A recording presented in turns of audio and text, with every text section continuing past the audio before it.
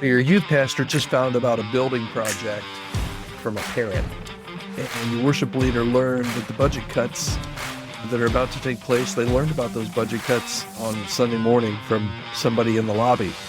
And 3 staff members are working on the same event, and nobody even knows it. Your executive pastor's asking questions about decisions that they've never even heard of. This isn't just chaos. A lot of churches, this is Tuesday. And it's slowly killing your team's effectiveness. If this sounds familiar, you're in the right place. We're going to talk about it today here on the Healthy Church Staff Podcast. Thanks for joining me. My name's Todd Rhoades. I'm one of the co-founders, along with Matt Steen, over at chemistrystaffing.com. Today we're talking about communication. And communication is not just about sharing information. It's about creating shared reality. When your staff operates with different information, they start to make different assumptions, and different assumptions lead to conflicting priorities, and conflicting priorities create quiet resentment. And believe it or not, resentment leads to teams just getting killed faster than any personality conflict could ever tear apart a team. And this is where it gets a little bit tricky, because you think you're communicating because you sent an email. But in reality, half your staff, you know this, skims their emails between meetings. You think the leadership team meeting counts as communication, but that information stops at the table. Sometimes you assume that, as Felix Unger used to say on The Odd Couple, you know what happens when people assume, but you assume people will ask if they need to know something. But the reality is, and deep down you know this, most staff are not going to interrupt you for clarification. They're just going to guess. And their guesses over time become your problems. Now, listen, I know you're not trying to hide information. Sometimes leaders do. We know that. And I'm not a proponent of that. I don't think you should hide information from your team. You should be as free with communication as you can be. But a lot of times, pastors and first chair leaders are not trying to hide information. You're just drowning in information. You've got so much information. You don't remember what you've communicated, when you've communicated, who you've communicated it to. So you need a bit of a reset. Communication is important. Communication, as we told our kids, communication as they were growing up, communication is key. And it's true with raising kids, it's true with families, it's true in churches as well. And that's the one thing, the last 3 years, all 3 years that we've done the Healthy Staff Assessment, Healthy Church Staff Assessment, every year, the number one thing that bubbles to the top, the number one thing that churches and leaders could fix is getting better at communicating. So your team may just need a communication reset.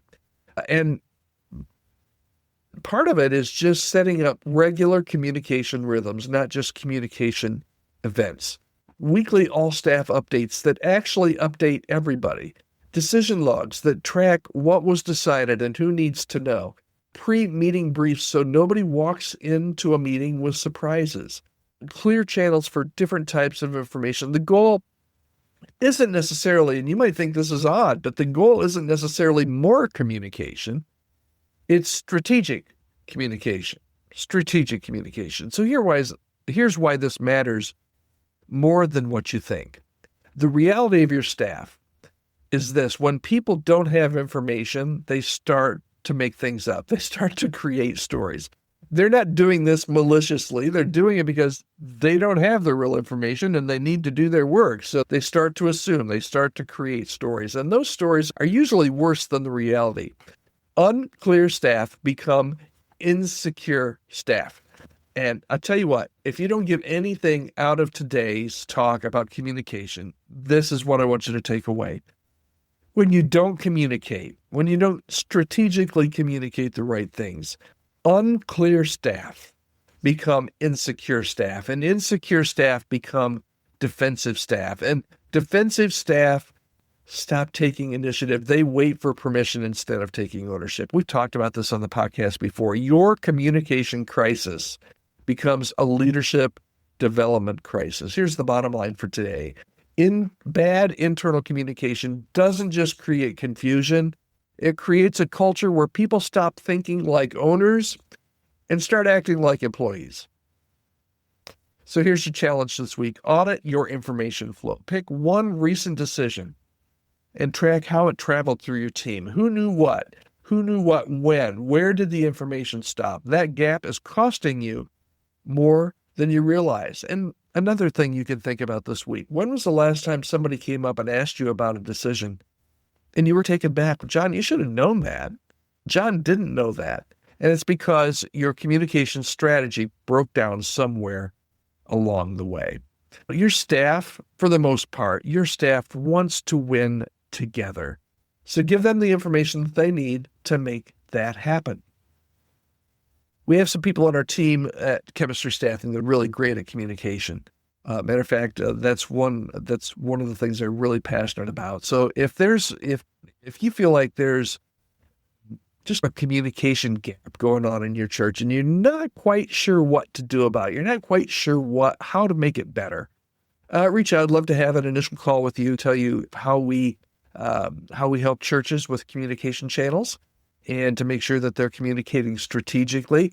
Love to have that conversation with you. You can reach out to me, podcast@chemistrystaffing.com.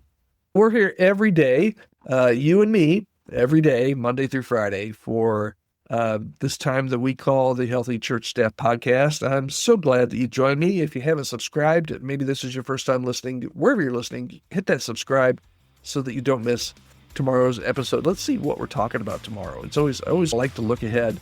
We're talking about the part-time, full-time expectation problem. Oh, that never hits any churches anywhere ever. I hope you'll join me again tomorrow. We're going to talk about that here on the Healthy Church Staff Podcast. Have an absolutely astounding, grateful day.